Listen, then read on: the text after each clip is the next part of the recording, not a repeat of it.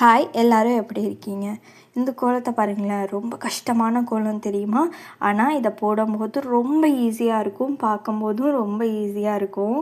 ஆனால் அதில் போடுறவங்களுக்கு மட்டும்தான் தெரியும் அந்த கோலத்துக்குள்ளே எவ்வளோ டிஃபிகல்ட்டிஸ் இருக்குது, நம்ம எங்கெங்கெல்லாம் வளைஞ்சு கொடுக்கணும், எங்கெங்கெல்லாம் நிமிர்ந்து கொடுக்கணும் அப்படின்றது தெரியும். அதே மாதிரி தான் நம்ம லைஃப்பும். என்னோடய லைஃப்பில் 2025 நான் ரொம்ப அனுபவிச்சிட்டேன். ஐயோ போதும் சாமி இந்த வாழ்க்கை அப்படிங்கிற மாதிரிலாம் அனுபவிச்சாச்சு.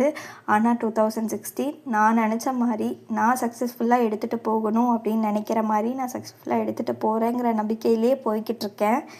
அதே மாதிரி தான் எப்போ ஸ்டார்ட் பண்ணணும், எங்கே ஸ்டார்ட் பண்ணணும், எப்படி ஸ்டார்ட் பண்ணணும், எங்கே வளைஞ்சு கொடுக்கணும், எங்கே நிமிர்ந்து கொடுக்கணும், நம்ம வாழ்க்கையில் நம்ம கற்றுக்கிட்டோம், அது நம்மளுக்கு தெரிஞ்சிருச்சு அப்படின்னாலே நம்மளோட லைஃப்பில் எண்டில் அது ரொம்ப பியூட்டிஃபுல்லாக இருக்கும். ரொம்ப அதாவது சக்ஸஸ்ஃபுல்லான ஒரு லைஃப் வாழ்ந்த மாதிரி நம்மளுக்கு இருக்கும். அதே மாதிரி நீ எங்கே தொடங்குறேன்னு தெரிஞ்சாலே போதும், உன்னோட கோலம் அழகாக இருக்க மாதிரி உன் வாழ்க்கையும் அழகாக இருக்கும் அப்படின்றது இந்த கோலம் எனக்கு நல்லா புரிய வச்சிருச்சு.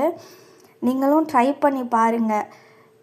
எங்கே வேணால் வளைஞ்சு கொடுக்கலாம், எங்கே வேணால் சாக்ரிஃபைஸ் பண்ணலாம், எங்கே வேணால் நம்மளோட மானத்தையும் இழக்கலாம். ஆனால் கடைசியில் நீ ஜெயிக்கிறதுக்காக தான் நீ இவ்வளோ போராடுற அப்படிங்கிறத மட்டும் மனசுக்குள்ளே வச்சுட்டு ஓடினாலே சீக்கிரமாக நம்மளோட இலக்கையை நம்ம எட்டிடலாம்னு நான் நினைக்கிறேன்.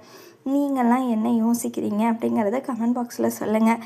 இந்த கோலமும் உங்களுக்கு போட தெரியும் அப்படின்னா கண்டிப்பாக கமெண்ட் பாக்ஸில் சொல்லுங்கள். நெக்ஸ்ட் வீடியோவில் பார்க்குறேன். அது வரைக்கும் பாய்.